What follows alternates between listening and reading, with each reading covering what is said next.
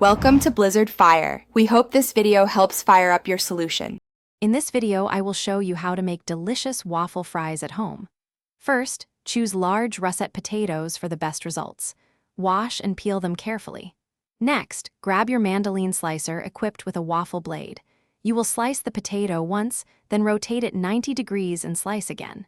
This creates that iconic crisscross pattern. Repeat this process for all your potatoes, ensuring uniform thickness for even cooking. After slicing, it is crucial to soak your waffle fries in a bowl of cold water for at least 30 minutes. This process helps remove excess starch, which is key to achieving that perfect crispy texture. Once soaked, drain the water completely. Then, using paper towels, pat the fries absolutely dry. Any remaining moisture will cause the oil to splatter and prevent your fries from becoming truly golden and crisp. Now for the frying, we will use a double fry method for ultimate crispiness. First, heat your oil to 325 degrees Fahrenheit.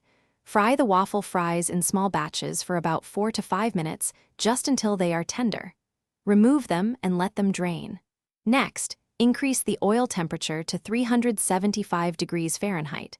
Return the fries to the hot oil for another 2 to 3 minutes, until they are beautifully golden and perfectly crispy. The final step is seasoning. As soon as your waffle fries come out of the oil, immediately sprinkle them generously with salt. This is when they will absorb the seasoning best. Feel free to add other spices like garlic powder, paprika, or a pre-made fry blend for extra flavor. Serve these delicious, perfectly crispy homemade waffle fries with your favorite dipping sauce, perhaps ketchup or a zesty aioli. Enjoy your culinary creation.